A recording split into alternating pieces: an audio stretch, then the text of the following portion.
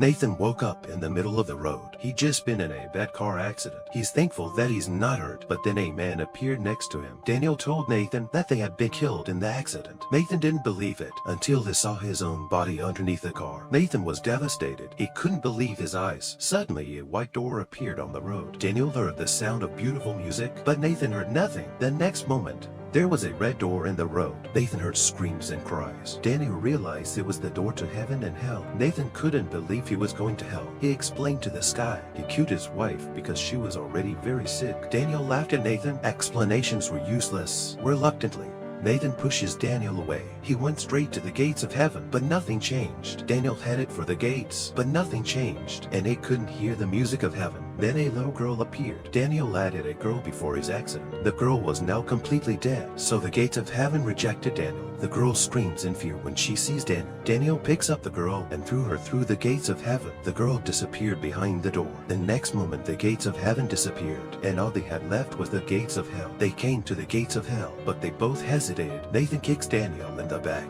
Daniel disappeared into the gates of hell. Nathan still didn't want to go to hell, so he looks up to the sky and explains that he didn't mean to kill his wife. Suddenly, a giant spider appeared. The spider urges Nathan on. Nathan finally had no choice but to enter the gates of hell. He appeared in an open space. There were countless corpses on the ground. Nathan came to a body. It was a little girl. Nathan held the girl's hand. Then he saw the girl's memories. The girl kicked her father's body. Then she came to her mom's body. She touched her mom's face with her hands. The girl went to the kitchen to prepare breakfast. She took her breakfast to the cellar. In the cellar lived Tony, an ugly monster. The girl thought that Tony had killed her parents, but the girl didn't blame him. She took Tony upstairs. Tony saw the sun for the first time. He was very happy. They stood in front of the bodies of their parents. The girl made an interesting decision. They took their parents' bodies to the theater. The parents watched the girl perform on stage. The girl spoke calmly about her parents' deaths. Then she pulled Tony out. The girl told the audience that Tony had killed her parents and that she was going to put Tony on trial. She hangs Tony.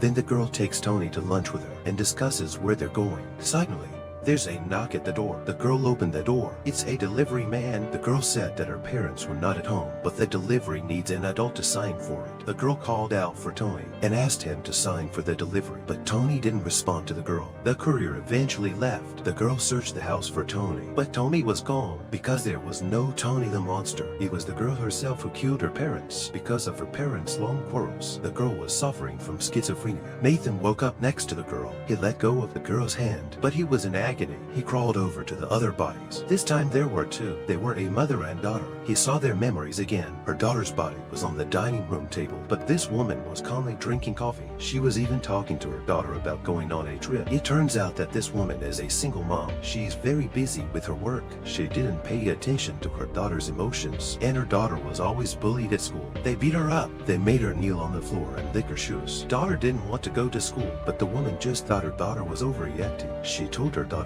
not to delay her work until the daughter couldn't take it anymore. She ended it all in the bathroom. The woman dragged her daughter's body out of the bathroom. She put her daughter's body on a chair in the cafeteria and talked to her daughter about going on a trip. Now she wants to make it up to her daughter. She carried her daughter to the wheelchair. She squatted down next to her daughter. She told her daughter how much she loved her, and she apologizes to her daughter. The woman takes her daughter out. She drove her daughter to the beach. On the way, she discusses her travel plans with her daughter, but the daughter no longer responds to her. She broke down again. She cried loudly in the car. Suddenly, the car crashed into a tree on the side of the road. Nathan woke up next to the mother and daughter again. He's already in a lot of pain. He covered them with a cloth and crawled onward, but it didn't have the strength. He was lying on the ground. Suddenly, a messenger from hell appeared. The messenger wanted to take Nathan to his eternal punishment. Nathan got up and explained to the messenger that he had a reason for killing his wife, but the messenger asked Nathan's wife if she was willing. Nathan chose to end her life without her consent, and Nathan received a large sum of money